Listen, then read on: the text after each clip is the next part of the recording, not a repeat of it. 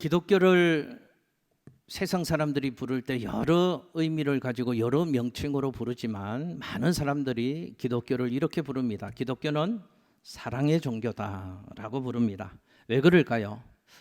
우리가 믿는 하나님이 사랑의 하나님이시고 우리 예수님이 십자가에서 사랑을 몸소 실천해 보이셨고 우리가 믿는 하나님의 말씀인 성경에서 우리에게 사랑을 중요하게 가르치고 있기 때문에 그렇습니다. 기독교가 사랑이라면 교회와 그리스도인들의 사명은 사랑이어야 합니다. 교회는 사랑의 저수지가 되어야 하고 그리스도인들은 사랑의 전도사님들이 되어야 하는 것이죠. 그래서 세상 사람들이 예수 믿는 사람의 삶의 모습을 보면서 사랑이신 하나님을 만날 수 있어야 합니다. 그래야 진짜 그리스도인입니다.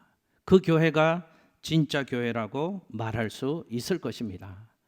그런데 여러분, 참 불편한 진실이 있습니다. 참 아이러니한 현상이 있습니다. 성도들은 늘 사랑을 말합니다. 성도들은 늘 사랑을 찬양하고 사랑을 고백합니다. 그런데 성도들의 삶의 모습 속에서 사랑이신 하나님의 모습을 볼 수가 없다는 사실입니다. 사랑에 갈급한 사람들이 교회를 찾아오지만 교회 안에서조차도 사랑의 결핍을 느낍니다. 그리고 교회 안에서도 사랑받지 못하고 상처받는 일들이 생겨납니다. 여러분, 제가 한번 여쭤보겠습니다. 왜 교회에도 사랑이 없을까요? 왜 그럴까요? 성도들이 사랑이신 하나님을 잘 못 믿고 있기 때문에 그렇습니다. 성도들이 하나님의 사랑을 배우지 못하고 성도들이 하나님의 사랑을 실천하고 하나님의 사랑으로 살아가지 못하니까 성도들의 삶의 모습을 통해서 세상 사람들이 사랑이신 하나님을 볼 수 없는 것입니다. 여러분, 우리 안에 있는 사랑이 작다는 것 아시죠? 우리 안에 있는 사랑은요, 이기적인 사랑이고 자기중심적인 상황이고 일시적인 상황이고 불완전한 사랑입니다. 그래서 제가 우리 안에 있는, 저와 여러분 안에 있는 이 사랑을 한번 눈으로 보여드리려고 저희 집에서 제가 아침부터 열심히 찾아서 이걸 하나 가지고 왔습니다.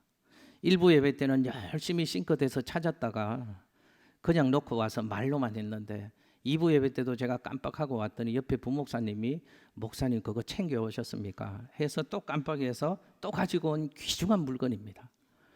여러분, 저와 여러분의 사랑이 요만한 사랑이다 그 말입니다. 하트 표시도 있고 이쁜 사랑인 것 같아도 저와 여러분의 사랑은 요만한 사랑입니다. 이름하여 간장종제기 사랑이 저와 여러분의 사랑입니다. 여러분, 이 사랑 안에 누구를 담을 수 있겠습니까?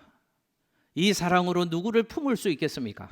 그저 기껏해야 내 아들, 내 딸, 우리 부모님, 내 남편, 내 아내, 이 정도만 이 사랑 안에 담을 수 있는 우리의 사랑의 크기입니다.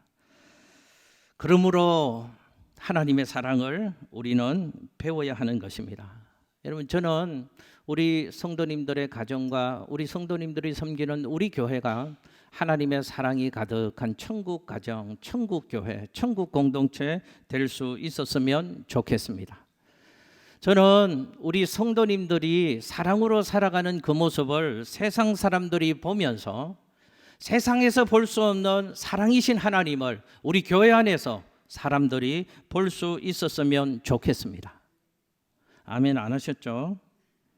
다시 하겠습니다. 어디서부터 해야 되는가 하면 저는 우리 사랑하는 성도님들이 하나님의 사랑으로 살아가고 하나님의 사랑을 실천하는 그 모습이 있어서 세상 사람들이 우리 성도님들의 삶의 모습을 보며 세상 사람들이 사랑이신 하나님을 볼 수 있었으면 좋겠습니다. 누구라도 우리 교회에 오면 사랑의 역사를 경험했으면 좋겠습니다.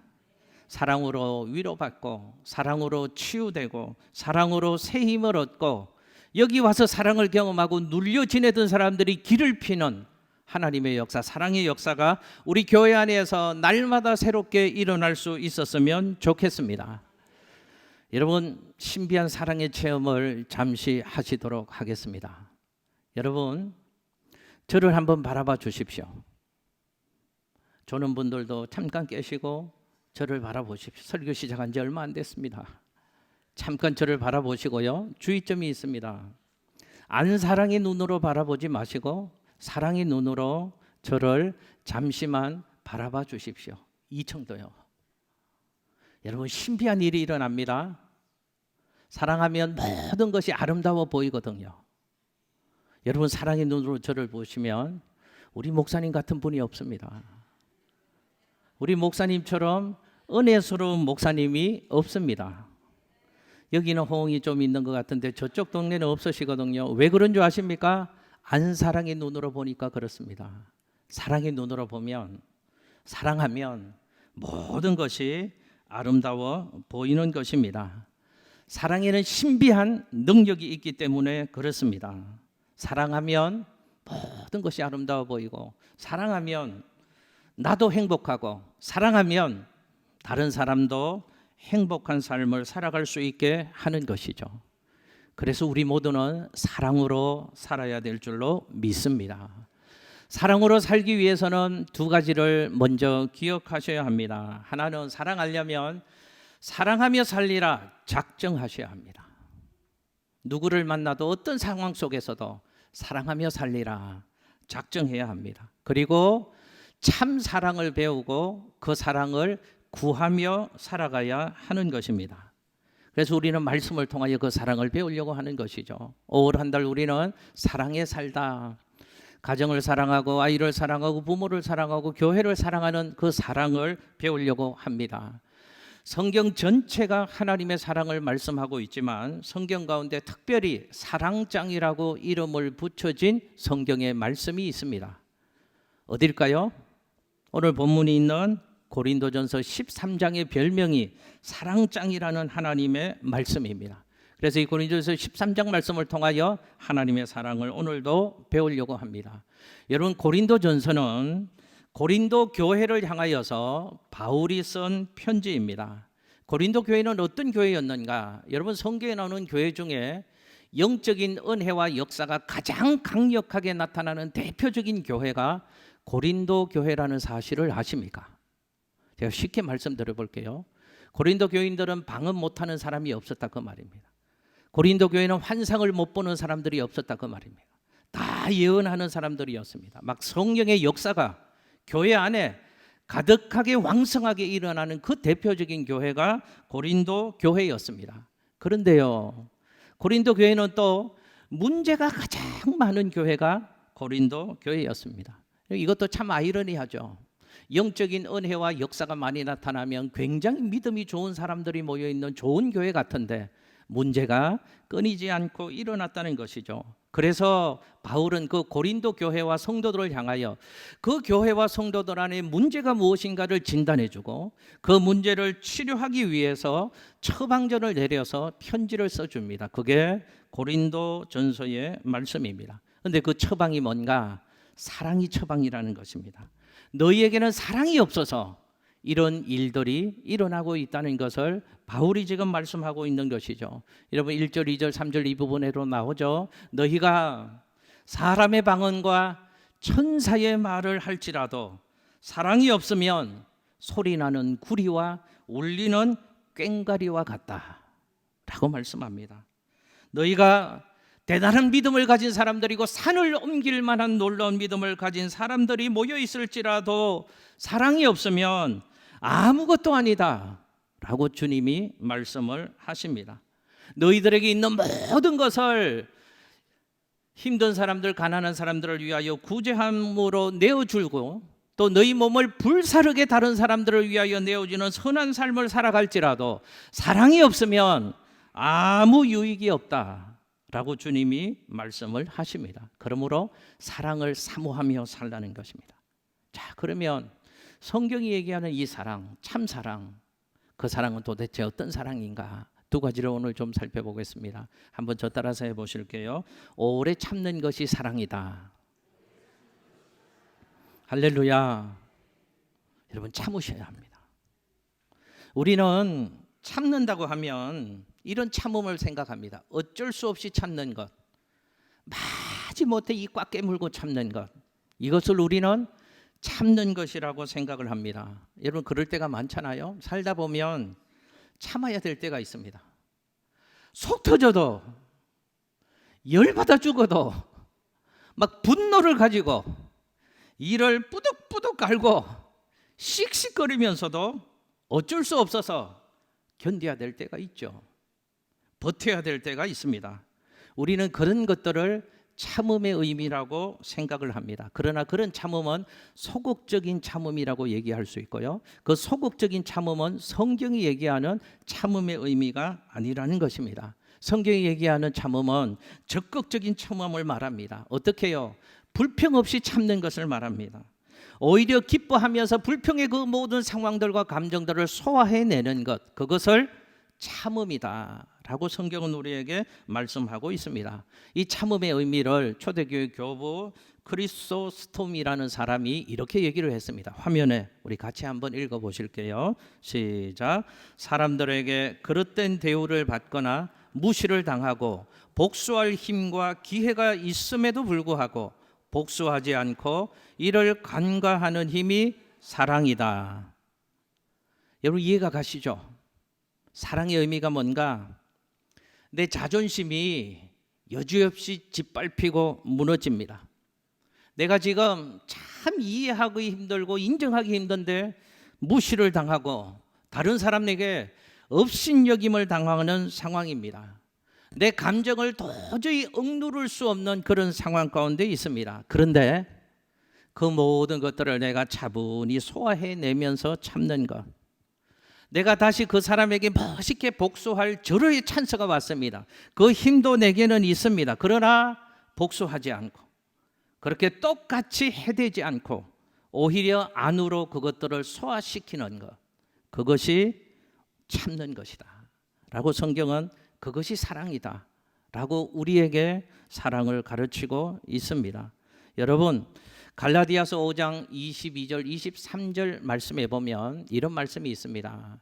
성령의 열매는 오직 사랑과 희락과 화평과 오래 참음과 자비와 양성과 충성과 온유와 절제니라. 이 같은 것을 금지할 법이 없느니라 라고 말씀합니다. 성령의 열매가 있답니다. 그런데 그 성령의 열매가 9가지가 있는데 그 성령의 열매 9가지 가운데 오래 참음의 열매가 있다는 것입니다. 여러분 성령의 열매는 뭘 얘기할까요? 성령으로 살아가면 성령으로 살아가는 사람의 인격과 성품 가운데 반드시 결과가 나타난답니다. 그 성품과 인격 속에 하나님 기뻐하시는 아름다운 열매가 맺히게 되어져 있답니다. 그게 성령의 9가지 열매랍니다.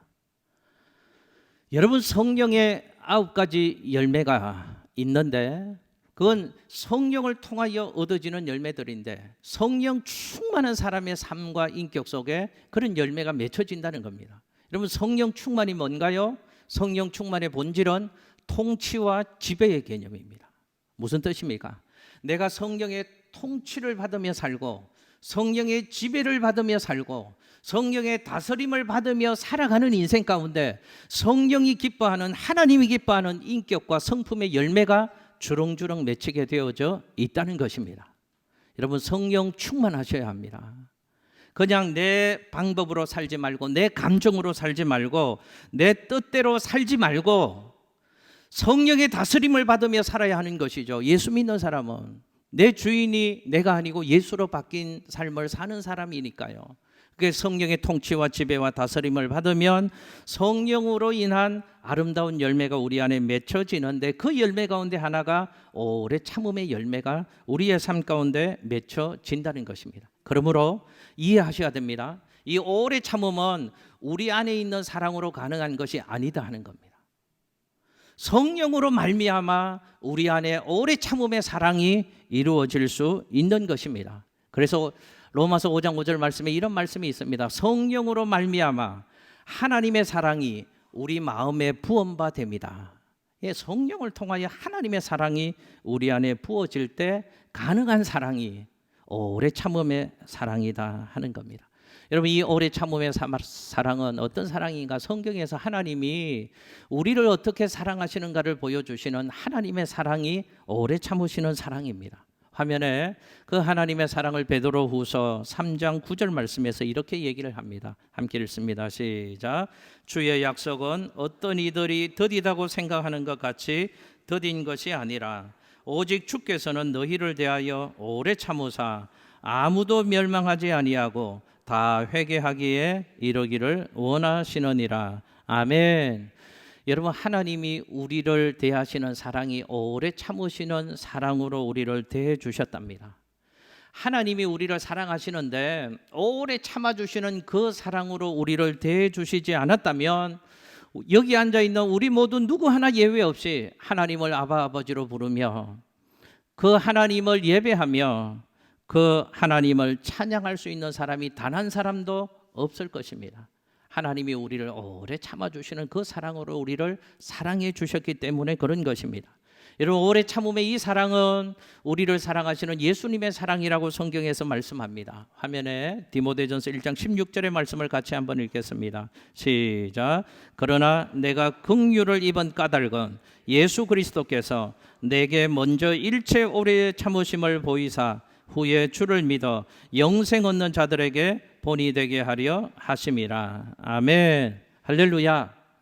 예수님이 우리를 사랑하시는데 우리를 오래 참아주시는 그 사랑으로 우리를 사랑해 주셨기에 우리가 하나님의 긍휼의 은혜를 입게 되었다고 말씀하는 것입니다. 오래 참아주시는 사랑 때문에 내가 긍휼의 은혜를 입게 되었다, 이 말을 제가 쉽게 표현해 볼까요? 내가 매맞을 사람이었는데 매맞지 않는 인생이 되었다 하는 것입니다. 하나님의 오래 참아주시는 그 사랑이 아니었다면 하나님은 우리의 행위대로 우리를 대해 주셨을 것이다, 그 말입니다. 우리가 행한 대로 하나님이 우리를 대해 주셨다면 우리는 하나님 앞에 설 수 있는 사람이 단 한 사람도 없다 하는 것을 성경은 우리에게 말씀합니다. 여러분, 우리 자신이 알잖아요. 다른 사람은 몰라도 나는 나를 하나님 앞에서 어떤 인생이라는 것을 알잖아요. 얼마나 많은 시간 동안, 얼마나 많은 횟수 동안 하나님 앞에 말과 행동으로 범죄하며 살았습니까? 그럼에도 불구하고 내가 여전히 하나님을 나의 아버지로, 그 거룩하고 영광스럽고 지존하신 하나님을 예배하고 찬양할 수 있는 것은 단 한 가지 이유 때문에 그렇습니다. 하나님이 우리를 오래 참으시는 그 사랑으로 지금까지 여기까지 그 사랑으로 감싸 안아 주셨기 때문에 우리가 지금 하나님의 자녀로 살고 있는 줄로 믿습니다. 여러분, 옛날에, 요즘 부모들은 그렇지 않더라고요. 예전에 저희 세대 부모님들은 자식들을 키우다가 막 화나고 열받으시면 이런 말씀을 종종 하셨습니다. 너 그렇게 말 안 들으면 어디서 확 파버린다고, 호적에서 파버린다고 말씀하십니다. 여러분, 제가 이전의 교회에서 양주에서 교회를 섬길 때 손주를 둔 여자 집사님, 70대 집사님 한 분이 계셨는데요. 그 손주가 참 활달해요. 그러니까 말을 잘 안 듣는다, 그 말입니다.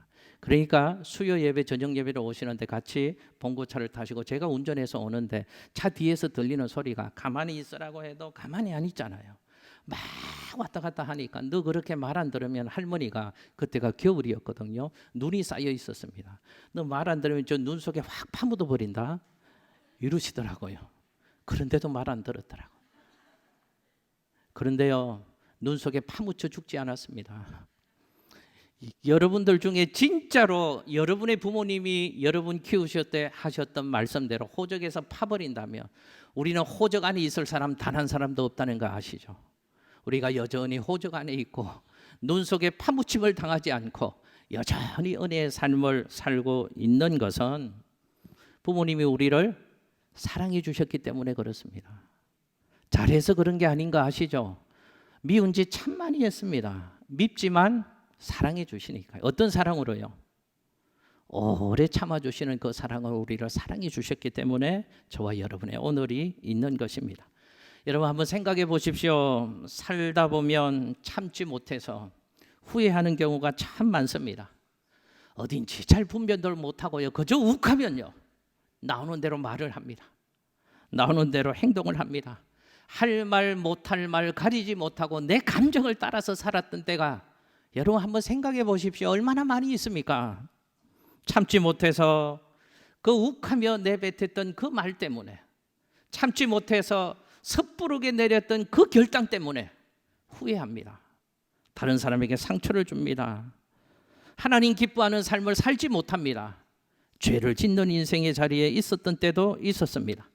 막 화를 내고 분노와 감정을 따라 살면 내 감정을 폭발시킴으로 그때는 내 뜻과 내 의지대로 된 것 같습니다. 그러나 아시죠? 그것 때문에 돌아서면 밤잠을 못 잡니다. 그것 때문에 돌아서면 후회가 있습니다. 이렇게 후회하잖아요. 껄껄거리면서. 그때 좀 참을 걸. 그때 그 얘기 하지 말 걸. 그때 그렇게 하지 말 걸. 여러분 아시나요? 우리 인생을 살면서 참된 만족과 참된 평안을 누리는 길은 오래 참음의 사랑을 하나님께 구하고 그 오래 참는 사랑으로 살아갈 때 우리 인생의 은혜 속에 참된 만족과 평안의 삶을 누리게 되는 줄로 믿습니다. 예수님을 생각해 보십시오. 예수님의 십자가의 고난이 있었습니다. 그러나 그 고난을 넘어서서 부활의 승리로 나아가셨습니다. 예수님이 십자가의 고난을 이기시고 부활의 승리로 나아갈 수 있었던 승리의 이유가 무엇일까요? 오늘 말씀에서 얘기하는 것, 오래 참으시는 사랑이 있었기 때문에 그렇습니다. 예수님도 멸시와 천대와 조롱과 십자가의 고통과 아픔이 있었습니다. 주님은 그 일절 모든 고난을 다 참으셨습니다. 그래서 주님은 십자가의 고난을 넘어서서 부활의 승리의 자리로 나아가실 수 있었던 것입니다. 사랑하는 우리 성도님들을 축복해 드리고 싶습니다. 오래 참음의 사랑이 여러분 안에도 있어서 그 사랑으로 여러분의 인생에 승리하는 은혜가 있게 되시기를 예수님 이름으로 축복합니다. 오래 참으시는 하나님의 그 사랑으로 하나님이 우리를 사랑해 주셨기에 우리에게도 이렇게 말씀을 하시고 도전을 하십니다. 화면에요. 요한일서 4장 11절 말씀 함께 읽습니다. 시작. 사랑하는 자들아 하나님이 이같이 우리를 사랑하셨은즉 우리도 서로 사랑하는 것이 사랑하며 사는 게 마땅하답니다. 그 사랑을 구하시기를 바랍니다. 두 번째 한번 저 따라서 해보실까요? 온유가 사랑이다. 여러분 온유한 사람이 되셔야 합니다. 우리는 온유라고 하면 고요하고 평안한 마음의 상태, 그것을 온유라고 생각합니다. 우린 또 일반적으로 온유한 사람이라고 생각하면 좀 연약한 사람, 여성스러운 이미지를 가진 사람, 이런 사람을 온유한 사람이라고 생각합니다. 그러나 성경에서 온유가 사랑이라고 할 때 그 온유는 우리가 가지고 있는 일반적인 생각과는 참 다른 의미를 우리에게 교훈하고 있다는 것을 기억해야 합니다. 먼저 온유는 심리적인 상태가 아니고 행동적인 의미를 나타내는 말이라는 것을 기억하셔야 합니다. 그래서 어떤 영어 성경이나 다른 한글 번역에 보면 온유를 친절이라는 말로 바꿔놓은 것을 볼 수 있는 것이죠. 오래 참음이 그냥 견디는 의미라면 온유는 견디는 자리에서 한 걸음 더 나아가서 선행을 베푸는 것을 의미를 하는 것입니다. 이런 의미죠. 내가 힘이 없고 약해서 다른 사람에게 친절을 베푸는 것이 아닙니다. 나는 저 사람보다 훨씬 강하고 능력을 가지고 있고 탁월한 힘이 있습니다. 그러나 그 사람을 사랑하기 때문에 그것을 막 과시하고 횡포 부리지 않고 그 사랑으로 다른 사람을 섬기고 그에게 친절을 베푸는 것, 그게 온유다라고 성경은 우리에게 사랑을 가르치고 있습니다.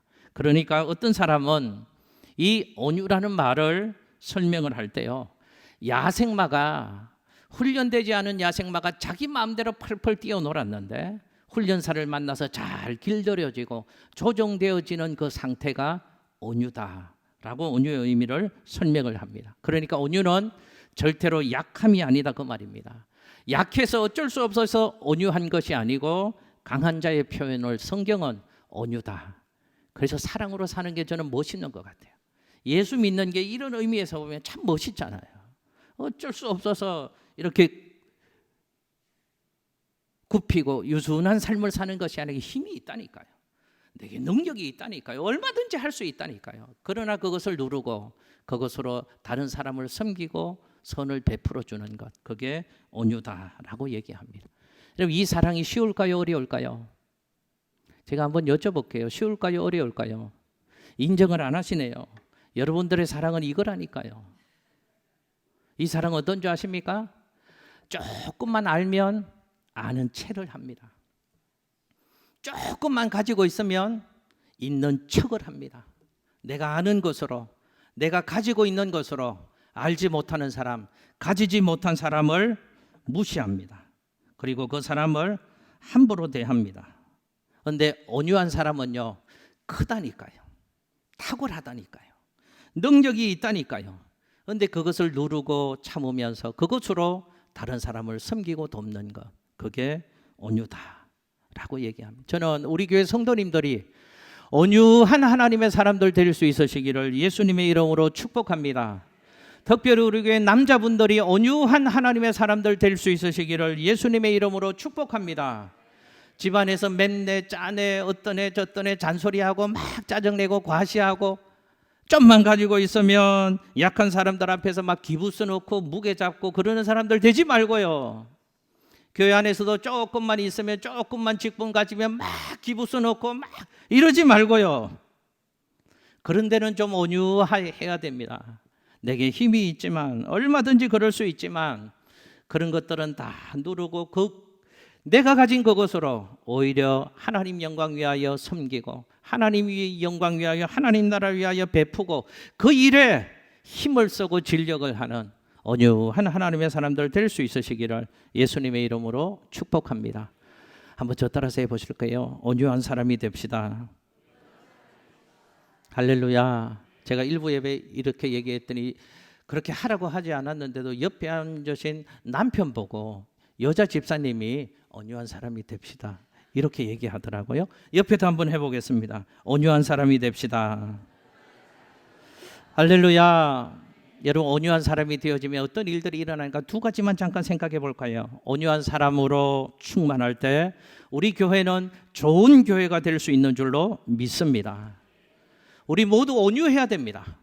내가 좀 안다고, 내가 좀 가지고 있다고, 그래서 사람을 얕잡아보고 무시하고 함부로 하는 것, 왜 그럴까요? 그런 교회들이 있거든요. 그런 교회는 왜 그럴까요? 사랑이 없어서 그렇습니다. 어떤 사랑요? 온유한 사랑이 없기 때문에 그렇습니다. 이 사랑이 없으면요, 이런 일도 일어납니다. 오래된 교인이 새로 오는 교인들 무시하는 일도 일어납니다. 내가 교회를 오래 다니고 이 교회는 내 교회야, 그 의식이 은연중에 생겨나거든요. 그래서 늦게 온 사람들을 쉽게 생각하고 오래된 사람들이 교회를 좌지우지하려고 하는 그런 마음도 있을 수가 있습니다. 제가 한번 여쭤볼게요. 왜 그런다고요? 사랑이 없어서 그렇습니다. 어떤 사랑요? 온유한 사랑이 좀 없기 때문에 그렇습니다. 사랑이 있으면요, 사랑은 온유한 것이니까요, 절제할 줄 안다니까요.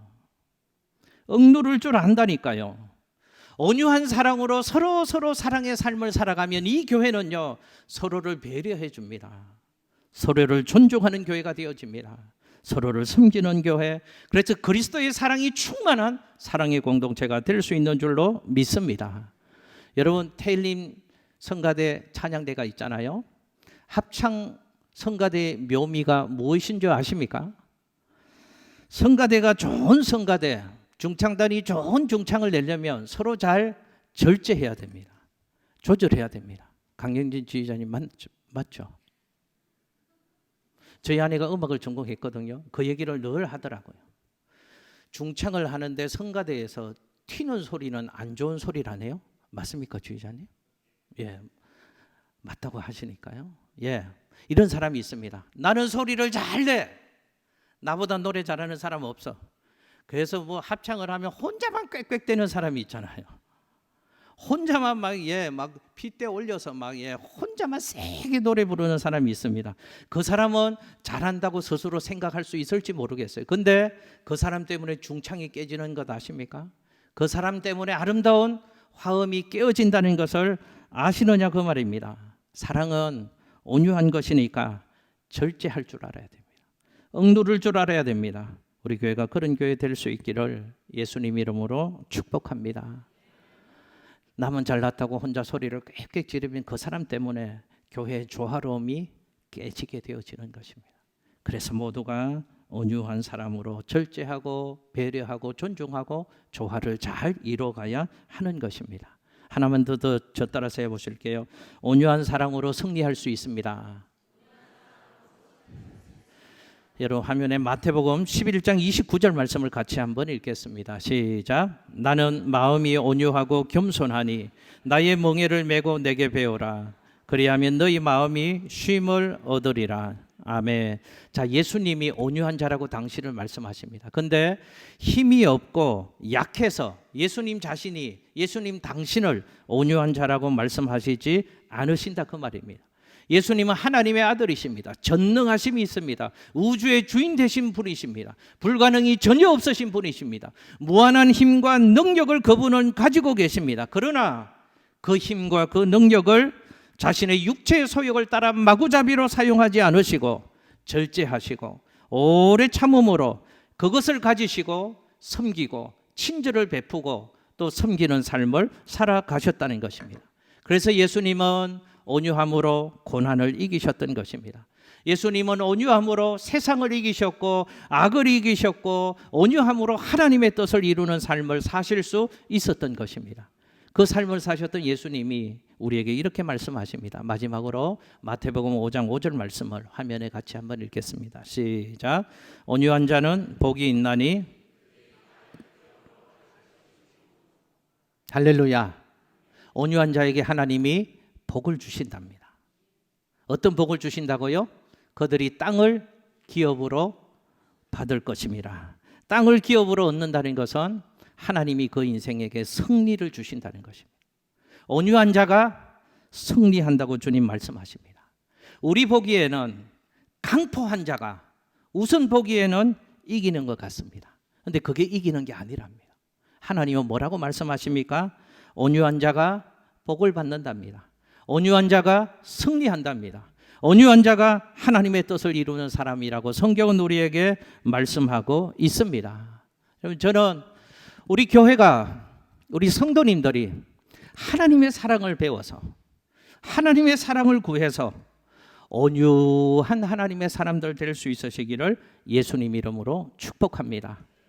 그냥 푸덕푸덕 막 펄펄 하는 게 아니고요.